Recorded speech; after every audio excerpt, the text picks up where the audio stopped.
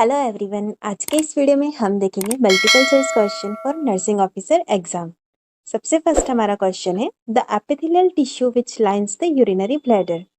Urinary bladder की lining कौन से एपिथेलियल टिश्यूज की बनी होती है? Option A squamous simple epithelial tissue, option B cuboidal simple epithelial tissue, option C columnar simple epithelial tissue, option D transitional stratified epithelial tissue. Correct answer है आपका यहाँ पर option D, transitional stratified epithelial tissue.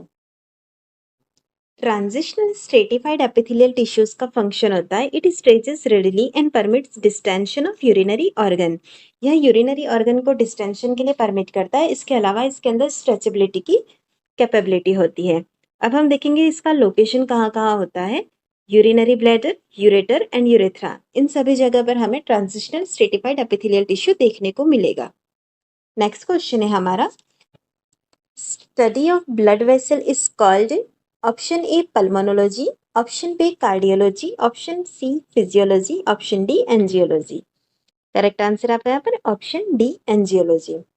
Pulmonology is the study of lungs and respiratory system, cardiology is the study of heart, physiology is the study of normal functioning of living organism. Next question है, Which suture joins the frontal bone to the parietal bone?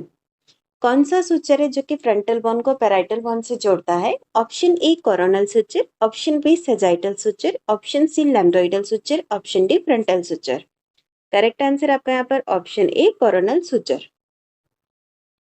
अब हम यहाँ पर sutures देखेंगे। सबसे first है मेटोपिक suture जो कि दोनों फ्रंटल बोन के बीच में है। उसके बाद है कोरोनल सुचर जो कि फ्रंटल और पैराइटल बोन के बीच में है। उसके बाद आता है सजाइटल सुचर जो कि दोनों पैराइटल बोन के बीच में है। उसके बाद है लैम्बडोइडल सुचर जो कि पैराइटल और ऑक्सीपिटल बोन के बीच में है।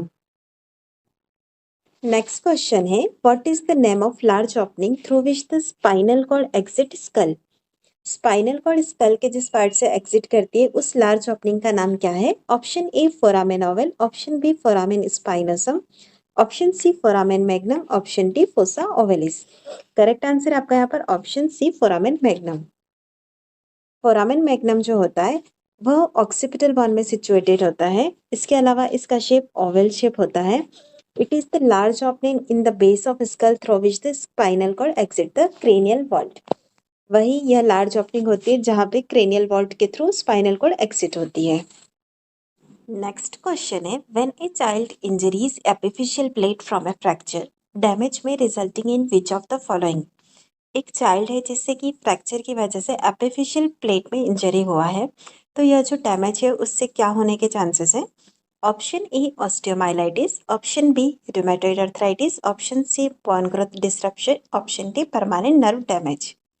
करेक्ट आंसर आपका यहाँ पर option C bone growth disruption. Epiphyseal plate जो होती है उसे ग्रोथ प्लेट भी कहते हैं। अगर वहां पर कोई भी डिसरप्शन होता है तो जिसकी वजह से बोन ग्रोथ डिसरप्शन देखने को मिलेगा। नेक्स्ट क्वेश्चन है हमारा, the hearts essay node is termed the. Heart के अंदर जो एसे नोड होता है उससे क्या टर्म यूज में लेते हैं? Option A natural pacemaker, option B Aschoff body, option C bundle of fish, option D atrioventricular node. Correct answer आपका यहाँ पर ऑप्शन ए नेचुरल पेसमेकर। ऐसे नोड जो होता है उसे नेचुरल पेसमेकर भी कहते हैं। अब हम देखेंगे ऐसे नोड को। ऐसे नोड जो है उसे साइनोएट्रियल नोड कहते हैं। नेचुरल पेसमेकर होता है, पल्स रेगुलेटरी सेंटर है। इसका जो लोकेशन होता है वो हार्ट के राइट एट्रियम में होता है, जैसा कि आप इस इमेज के अंदर भी देख रहे हैं। यह जो है राइट एट्रियम के अंदर ऐसे नोड लोकेशन होता है। नेक्स्ट क्वेश्चन है, neurotransmitter involve in pain relief. इस पेन रिलीफ के अंदर कौन सा न्यूरोट्रांसमीटर इन्वॉल्व होता है? Option A endorphin, option B acetylcholine, option C dopamine, option D serotonin. Correct answer आपका यहाँ पर option A endorphin. Endorphin neurotransmitter जो है उसे यूफोरल न्यूरोट्रांसमीटर भी कहते हैं। यह कामनेस को प्रमोट करता है, इसके अलावा पेन को बॉडी से रिड्यूस करता है। नेक्स्ट क्वेश्चन है हमारा, which drug given life long in artificial pacemaker therapy. अगर कोई आर्टिफिशियल पेसमेकर थेरेपी वाला पेशेंट है तो कौन सी ड्रग हमें लाइफ लॉन्ग देने की ज़रूरत होती है? Option A vitamin, option B antibiotics, option C ketamine, option D anticoagulant. Correct answer आपका यहाँ पर ऑप्शन डी एंटीकोएगुलेंट। एंटीकोएगुलेंट जो है उसे ब्लड थिनर भी कहते हैं। जो पेशेंट आर्टिफिशियल पेसमेकर पर है उसमें लाइफ लॉन्ग इसे देने की जरूरत होती है। नेक्स्ट क्वेश्चन है, a nurse would advise patient to take diuretic on which time. एक नर्स पेशेंट को डायूरेटिक्स लेने के लिए कब एडवाइस करेगी, कौन से टाइम पर। Option A in the early morning, option B after lunch, option C at bed time, option D with the evening meal. Correct answer आपका यहाँ पर option A in the early morning.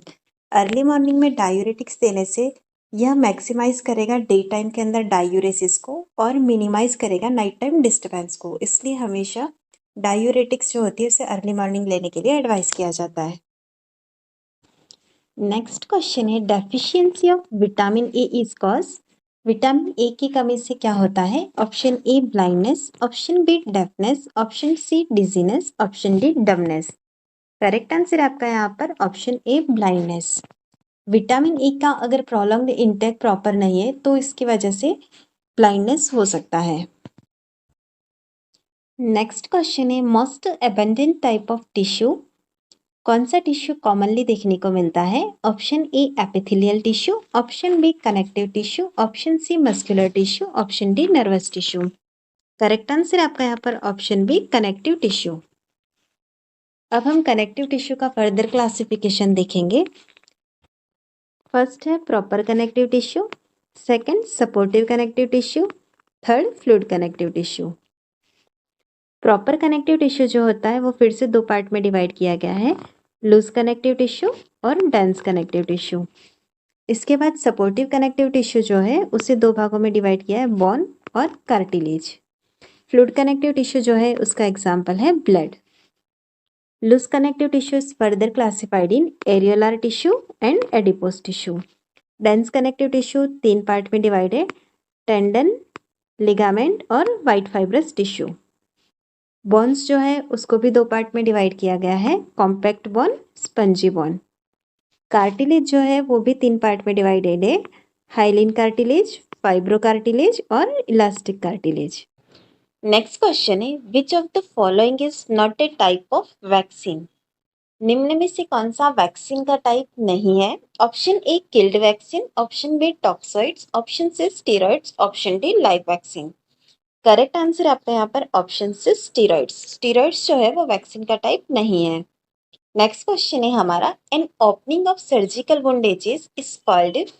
Surgical wound edges अगर open हो गए तो उसे क्या कहते हैं। Option A wound evisceration, option B wound rupture, option C wound approximation, option D wound dehiscence. Correct answer होगा आपका यहाँ पर option D wound dehiscence.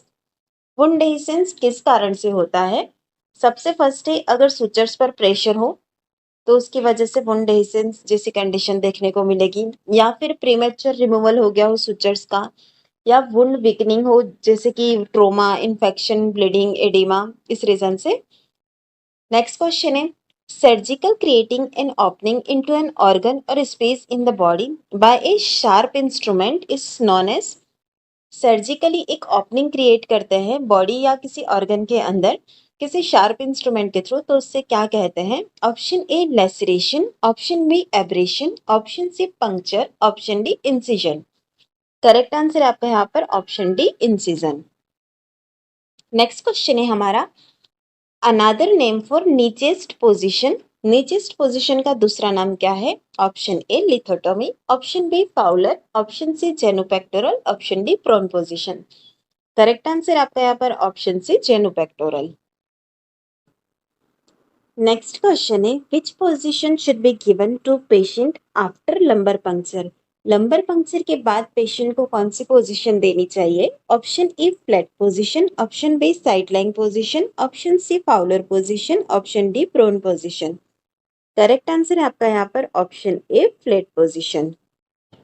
Next question है, a nurse is caring for a client with severe burn on face and head, the nurse will place the client in which position. Face और head पे severe burn वाले patient के लिए nurse कौन सी position में रखेगी पेशेंट को। Option A Trendelenburg position, option B head of the bed elevated, option C supine position, option D prone position. Correct answer होगा आपका यहाँ पर option B, head of the bed elevated. Head of the bed elevate करने का purpose ये होता है to reduce the occurrence of facial oedema. Facial oedema के अकरेंस को हम कम कर सकते हैं।